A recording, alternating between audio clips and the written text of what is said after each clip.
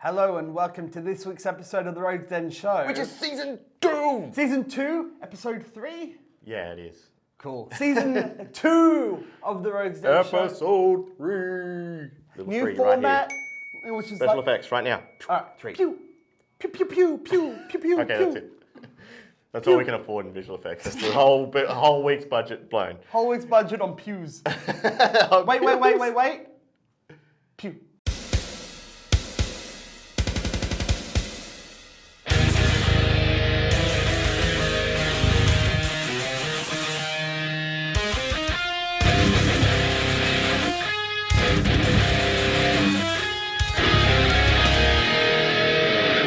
Okay. That's fine. Hey everyone, I'm Kez. I'm Daniel, and today I promised to talk about Twilight. Not understanding what I was in for, but what I was in for was, fine. It's a good movie. It was a good movie. All of the bad stuff that people complained about are either not bad, they didn't watch the movie, or it's YA tropes. And complaining about that is like complaining that there's too many fistfights in action movies. Yeah. There's never enough action movies. Fist fights. And a lot of them is a lot of the people that things that people complain about are vampire tropes, and I love vampires. I just love tropes in general. That's what makes a great Steven Spielberg movie. Is he just throws every possible trope under the sun. All of them. In all the the film. tropes. There's one scene, and we'll get into the rest of it, but there's one scene that is actively weird. like there's a couple of scenes that are weird. So like the sparkling skin? No, that's fine. No, okay, fine. We'll go for the sparkling skin first, right? Sparkling skin is fine. Do you know why? Why is that? Because of Dracula. But I thought vampires like melt in the sunlight. Okay, so she changed that. Who cares? Okay, But that's true. one of the things that happened over time is that vampires went from vampires in Dracula were like seducing women, right? Yeah. We're seducing women. We're all sexy foreigners. Doesn't he still seduce somebody in this movie? Yes. With his blank look of blankness? Look, we'll get into that. But the point is that the sparkling is fine because it's a progression. Okay. So in Dracula, he wasn't like, being sexy wasn't part of his powers. He was just a foreigner. Okay. And one of the things that Bram Stoker's Dracula was about was the fear that women would be seduced by foreign men. Okay. That's what it was about. And then Pretty sure that still happens today. yes, but now we celebrate it. And then in Interview with Vampire, we have vampires seducing each other. Okay. With Brad Pitt being seduced by Tom Cruise, but then Antonio Banderas comes on, and he is. And their powers, part of their powers is being super sexy. Oh, yeah. And that's easy to write, it's hard to cast. Like, not every movie can have Antonio Banderas in it. And so the Twilight vampires, they sparkle as part of the whole, like, seduction thing. Yeah. They like, I look like I look pretty. I even smell and talk like a certain way so that everyone loves me. Okay. That's easy to write. It's hard to cast. Not every movie can have Antonio Banderas in it. And so when they cast Robert Pattinson, it's like if he was here, he'd be the prettiest person here. But for Hollywood, he's like a 6. He's like a 6. And so you can't do that. It's like in City of Angels when they're like, you're a beautiful, pretty angel, but it's Nicolas Cage. All right, moving on from sparkly skin. Yeah, so what else did basically, you like about Twilight? Also, like everything's fine. It's all fine. The vampire tropes, I really like that. I like that there are evil vampires in this. Because one of the things that I thought was that she just made vampires good, but it's like, no, the Cullens are good. But like other vampires are killing people. Does Taylor Lautner still exist? Taylor Lautner. He played Jacob, right? Yeah. No, he doesn't. He's in 2 scenes in this. 2 scenes. No, I mean like post Twilight. No He one hasn't really cares. done anything. No. So Robert Pattinson Has gone on to become the Batman. Yes, but also his entire career is I have Twilight money, so I don't care if you watch my movies. I'm gonna Exactly. get like The Lighthouse made. Yes. The Lighthouse exists because Robert Pattinson had Twilight money, and he's like, "Hey, find me the weirdest script you can," and he found that. And what was the other one? The Good Times? Yeah, Good Times was really Yeah, good. so good. And so, but I mean, so much so good that I couldn't even remember what it was called. It was so good, it's called Good Times. It's actually a really good movie. yeah, and Robert Pattinson in this is like he follows vampire tropes. Yeah. But like when you're comparing it to other vampires, the YA tropes take over because he is not charismatic at all. And when you're comparing it to Tom Cruise and Antonio Banderas, that's a hard. And Brad Pitt. That's a hard sell. Oh, okay. If you're comparing him to Brad Pitt in that movie, he's basically the Bella of that movie. You got 2 vastly more charismatic vampires fighting over Brad Pitt. Brad Pitt's Louis, but there's a lot in this that is just like YA tropes or vampire tropes. You know what I really like about the films, Yeah. actually, though, is the setting. I love the setting. I love Washington State. I think it's a beautiful part of the United States. Forks is an incredible town to go visit. Do you know why she said it in Forks? No. She Googled the which city does it rain the most in, Oh, really? and then just used that. That's awesome. That's Yeah. fantastic. And I really like the tropes that she because every vampire movie changes the tropes somewhat. I'd hate to be the first assistant director on that movie. So much rain to deal with. Anyway. Do you think that they probably just like did they bring in rain? They must have, right? If it doesn't rain, they have rain machines. But Yeah. when it's actually raining too, it's just a nightmare to keep everything dry that needs to be dry, like cameras. Yeah, and also you have Lighting. vampire makeup, which Electricity. can't run. Yeah.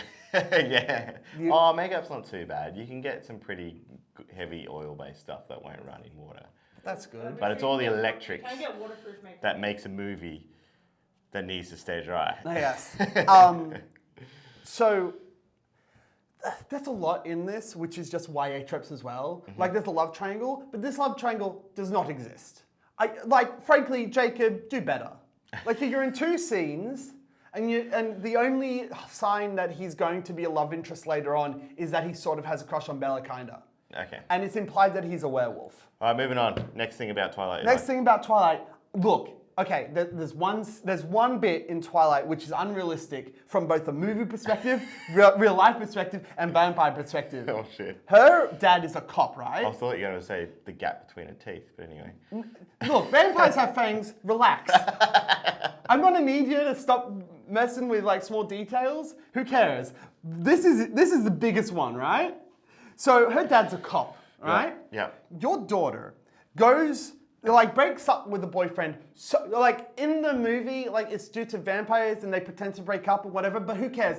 That doesn't matter from his perspective. From his perspective, he's a cop. Yeah. And his daughter breaks up with a boyfriend so hard that she moves immediately to a different state. He's like, do you want to sleep on it? And I'll fly, and if you still change your mind, I'll buy a ticket so you can fly back to your mother. No, she drives from My Forks. tablecloth. She drives from Forks to where her mother is in a different state, at least within flying distance. And she, Within flying. yeah, Do these vampires fly?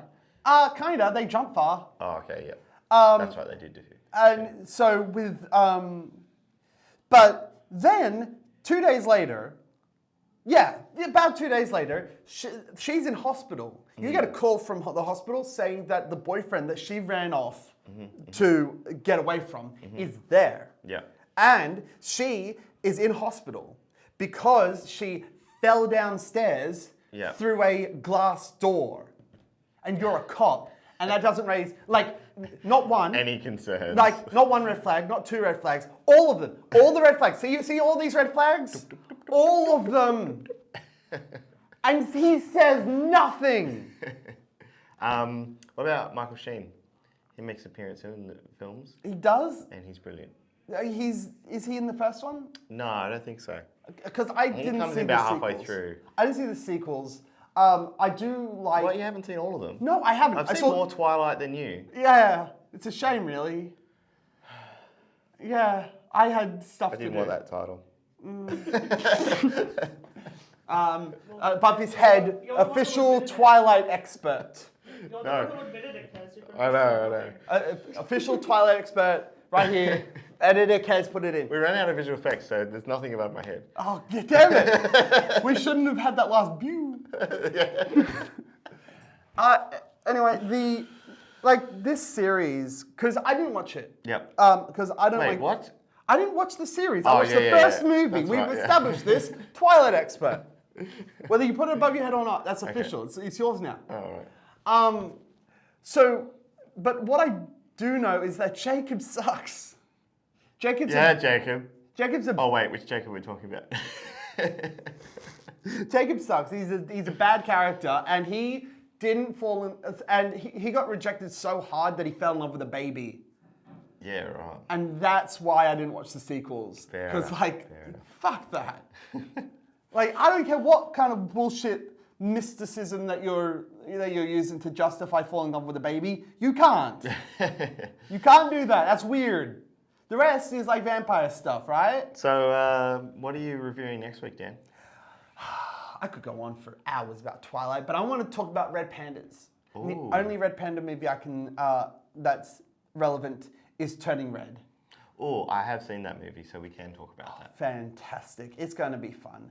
I'll probably have less rambling about that one. It'll be fun. Also, on another note, R.I.P. William Hurt. Oh yeah, William Hurt. Obviously, this particular edit will come out after the fact, but it's today that he passed away when we recorded this. So, Godspeed, good fellow, brilliant actor, and you'll be sorely missed.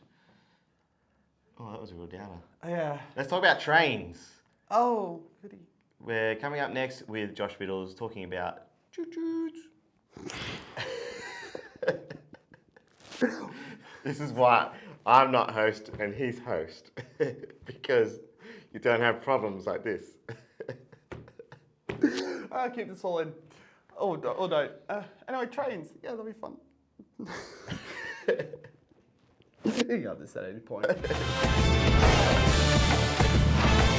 Alrighty, and welcome to part 2 of the Road Extend Show. We've got Josh Biddles with us, and he's going to talk all things trains.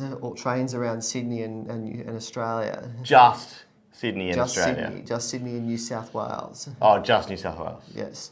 Specifically Sydney to Newcastle. I'm just throwing you off now. The first train that was pulled in Sydney was between Sydney and Parramatta in 1855 by locomotive number 1. That's a long time ago. Yes, it was back in the old days. Days. Back in the steam era. Cool. And what else can you tell us about some trains? What interesting facts have you got? Back in the steam era, there was not very many trains during that time. It was all steam trains during the 1800s and early 1900s. Mm-hmm. Were they all coal powered? Yes, they were all run on coal. We've got a lot of that. It would often take twice as long as it does today to get to places around Sydney, like today. Yeah.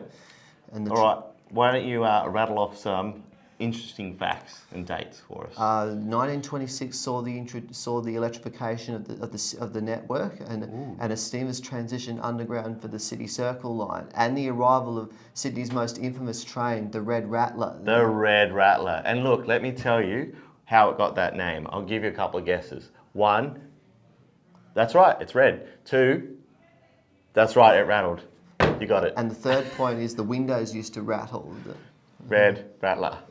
Who knew why it got that name? A bit like why Iron Man is called Iron Man. He's not really made of iron. But anyway. You want to know a surprising fact about the Red Rattlers? They were not withdrawn until 1993. They were all withdrawn by 1993. That's a long service period. Yes, they were in service for a whopping 65 years. 65 years? Yeah. Man, I can't even go for a walk for 65 years. Oh, they were constructed when they first entered service. They were made of wood. the carriages. Then they got metal in later on in their lifespan. All right. So what happened after the Red Rattler? So we've got some electric trains now. Then we saw the introduction of 3801 in the 40s. Oh, I love the 3801. I'm definitely going to put a photo of the 3801 right about here. The 3801 holds the fastest steam run between Sydney and Newcastle, but I don't know what the actual time is though. Was it faster than the train in Back to the Future 3? No, it was. Bloody hell. They always get us. What about the Flying Scotsman? No, not the Flying Scotsman. There is a train you probably might have heard of, the Newcastle Flyer. That's what the 3801 is famous for. It holds the record for the fastest Newcastle. Do you know what speeds it got up to? I think it was up to 200 and something k's an hour. What? Are you sure? Or it might have been less. Might have been less. Yeah. Got him on the facts, everybody. I don't know the logistical thing about it, but I don't know what the logistical speed could have been, but it could have been fairly high. All right, so what happened after the 3801? What date was that, by the way? I think it was 1940, mid-40s, I think. Okay, cool. So that came along, it did it really quick. Then what happened? Then in the late 50s, we saw electrification go up into the Blue Mountains, and then in early January 1960, it arrived in Gosford and the Central Coast. That saw the introduction of the U-boats, so the U-sets. What? German submarines? No, the single-deck electric interurban trains, like the Red Rattlers, but they were for long-distance trains. Is that the ones that we sort of see more today? Before the Tangara, those big silver ones? Yeah, but more like what we see today. Yeah, okay. And then 1965 electrification of Port Kembla and Wollongong, I believe? No, that was much later, that was. 1964 so 85. 1964 saw the introduction of the Tulloch carriages, if you know what the Tulloch carriages are. No, I have no idea what that is. They're double-decker trains, but they're very, very old, though. They're before the silver trains arrived. The double-decker is what we have today. They're the prototype. Prototype. They're like the silver trains, but they don't have. They have open sliding windows. The windows on the doors open. Yeah, okay. And then what happened after those ones? Then we had the arrival of what we know as the sweat sets in the 70s. To go with the 70s. Play some 70s music and go. Sydney is familiar with this. They're known as the sweat sets or the S sets. Were the trains wearing sweatbands? No, they were told for having no air conditioning in the summer and no heating in the winter. Yeah. Oh, well, that was useless, wasn't it? Yeah, we also saw the introduction of our current intercity fleet, or about to be withdrawn, the V-set train. Yeah, okay. The first air-conditioned train. First air-conditioned trains. Well, we need it in Australia because it gets pretty warm. Hot. Yeah. As Dan pointed out a couple of weeks ago. Yeah. Oh, no, you pointed out. I pointed it out. That's right. It's 50 degrees or something. Yeah, Celsius. Well, some trains have to slow down in the hot weather. They have to slow down because tracks buckle. All right, bring us up to 1985. 1982 saw the electrification extended further north to Wyong, and then Newcastle in 1984. Mm-hmm. Then the electrification got extended to Port Kembla and Wollongong in 1985. And then Kiama in 2002. 2002 it took them. Yeah, it took them that while. That doesn't surprise me, actually. It was population. It was due to population growth is when that arrived. Yeah, okay. One interesting fact that I know, I don't know whether you know, did you know that the Woy Woy Tunnel is one of the longest subterranean tunnels in the world? Yes, that is the longest above-ground tunnel in the country. Yeah. So it's country, sorry, not world. It's the longest above-ground tunnel, so the one above sea level. I think the longest tunnel is the English Channel, isn't it? Yeah, the longest underground tunnel in Australia is the line between Epping and between Castle Hill and Epping. Oh, really? On the new metro. Oh, wow. There you go. You have so much facts, it's crazy. As we continue forward with the introduction of the trains, the 80s saw the arrival of the first air-conditioned suburban trains. Mm-hmm. you've probably seen these trains around. And then we had Tangaras. Tangaras were in the late 80s and 90s. And, Yeah. And then what was after them? There's two types of Tangaras. There's the suburban Tangaras and the outer suburban Tangaras. Yeah. You might have seen these back years ago when we were on the coast. That was the ones with like the slanty V looking fronts, wasn't it? Yeah, the ones with the different fronts. There's some Tangaras have got different fronts to others. Yeah. Okay. You'll be able to tell by the outer suburban Tangaras can be told by the cutout in the front. And then what happened after Tangaras? We had the introduction of the Millenniums. Yep. In 2002. And they're the ones that had heaps of problems, right? Yeah, they're the ones that were plagued with a few problems. Bloody millennials. Now we get up. You fell right into that one. I'm sorry. With the introduction of the Millenniums in 2002, that allowed the Tulloch. Dan's lost it over here.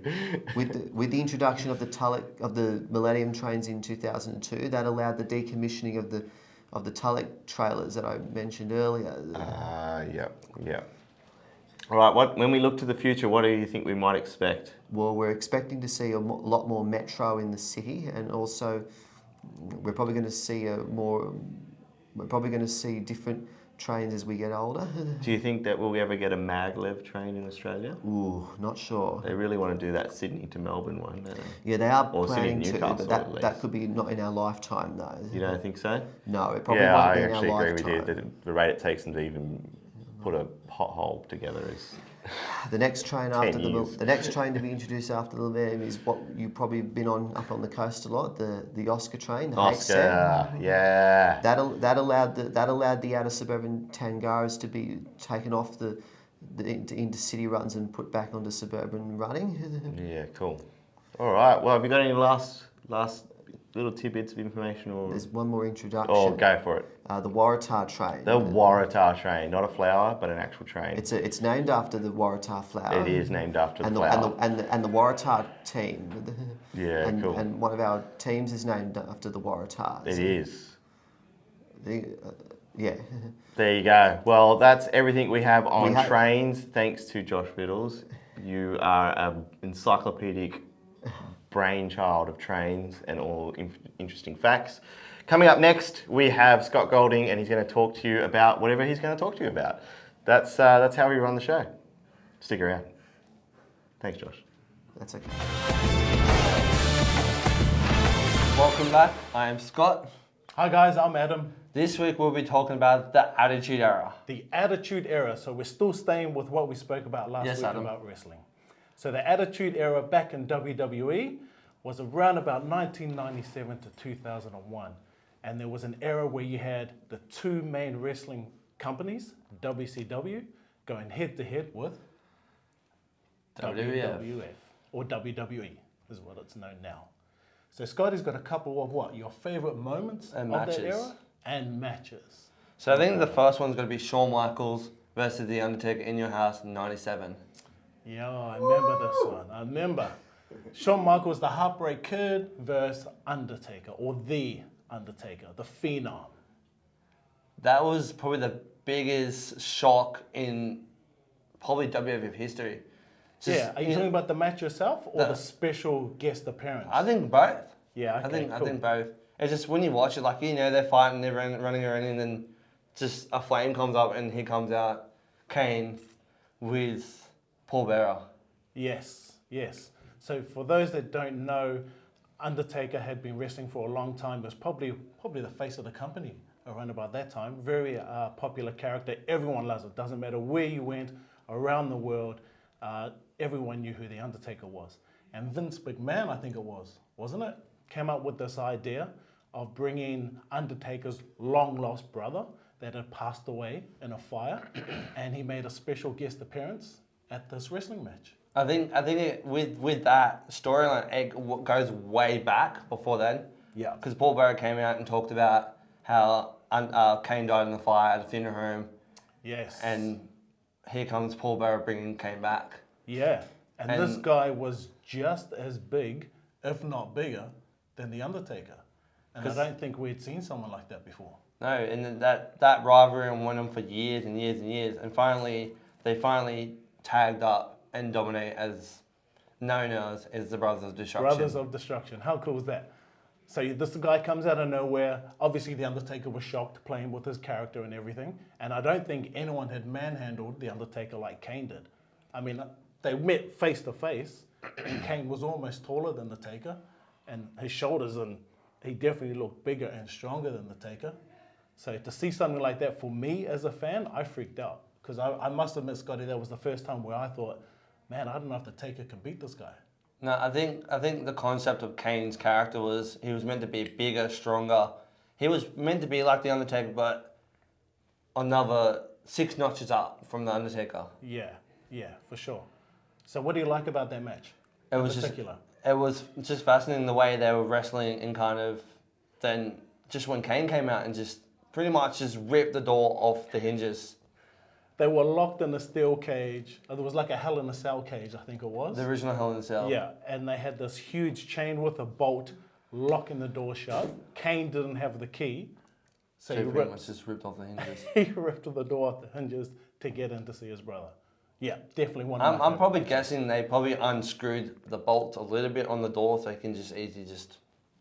No, Oh, because did this you- thing's real, remember? Yeah, it is real to the guys out there. So the second match we're going to talk about is Hogan and The Rock. Icon versus icon. I remember WrestleMania that. 18. WrestleMania 18, you had The Rock, who was what? The baby face of the company right then. Everyone knew The Rock. He had definitely built up a great brand of himself all around the world. And you had arguably, what? The most famous, if not greatest wrestler of all time? Hulk Hogan. Hulk Hogan. What was his name then? Because he was wearing, Hollywood Hulk Hogan. Hollywood. And he had the whole black and white NWA thing going on. Because he was originally with WCW or Monday Night Nitro. Then he came That's over right. to WWE and just started this whole heel Yeah. phase in his career. Yeah. I remember being an absolute Hogan fan when I was a young kid. I remember WrestleMania like 1, 2, and 3 when I would have been, oh man, I'm showing my age now, maybe less than 10 years old. And then falling in love with The Rock because he was such a strong character and seeing probably my two heroes facing each other standing in the middle of the ring. I remember that being an amazing moment for me. The Rock, you know, when The Rock first started his career, he was just like, what the hell have I got myself into? But he's probably now one of the biggest names in not just the WWE film, television, celebrity. Yeah, he took that brand that he created through wrestling and went on to movies. He's that guy right now, isn't he? He's in all sorts He's of the man. movies. His name is popping up with action, comedy movies, romantic movies. He's pretty much doing everything, isn't he? Yeah, I think he was. What was the best moment for you in that match, Scotty? Oh, I can't, to be honest with you, I can't remember because it's been a very, very long time since I've watched that match. Yeah. I think The Rock definitely carried Hogan for most of that match, I believe. There was a time there where I think they just stood and looked at each other for a good 2 minutes and did nothing. But the crowd were in it, everyone was cheering. I remember cheering and loving that match, so for sure, definitely one of my favorite matches. Hopefully down the line they can redo that match. Icon versus Icon 2? Take two. Yeah, that'll get a lot of bums in seats, I think. Now the last match that we're going to discuss is Shawn Michaels versus Bret Hart at Survivor Series 97. That match was the biggest kerfuffle in WWF history. So there is a lot of history behind that one. I think you're right. That would probably be one of the most amazing matches of all time because of the history behind the scenes, so to speak. Between Bret Hart and Vince McMahon. Yeah.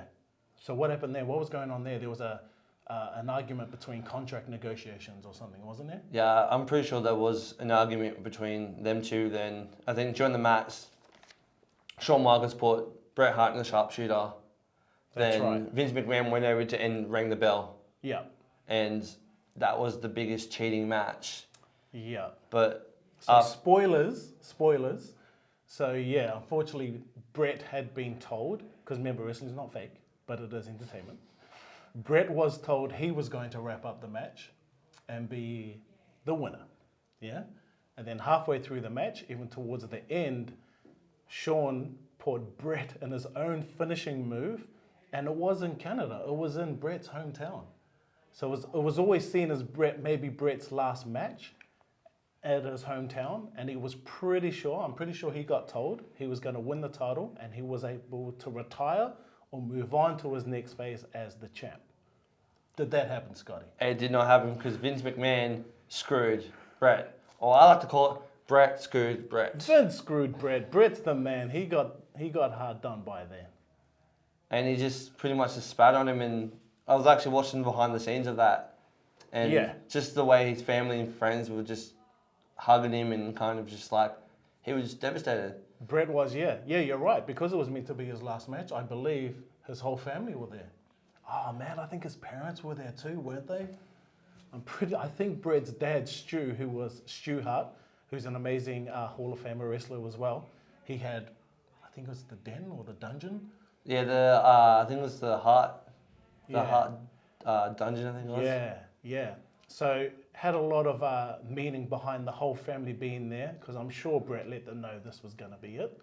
And unfortunately, Sean put Brett in his own finishing move. I didn't see Brett tap. I didn't see Brett give up in that match. Vince McMahon just rang the bell and just say, hey, that's it. Vince McMahon made his way down to the ring. And who was the ref at that time? What's his name? Oh, Hall of Famer. Earl Hebner. Hebner. One of Good the boy. iconic referees in WWE and WWF era. Yeah, I'm pretty sure he was around like WrestleMania 1, 2, and 3 days. Yeah. And he had to, I think he waved his finger at the bell, or Vince waved his finger at the timekeeper. Brett didn't give up, lost the match. So now we're going to move on to a different segment now, or different topic. So now we're going to talk about our favourite all-time wrestlers matches. Looking forward to it, Scotty. Sounds really good. That sounds really good to me. Thank you very much, guys, for joining us this week.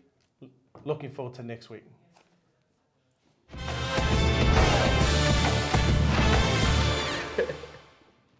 You got this at any point. You can just get a crack. Kill it.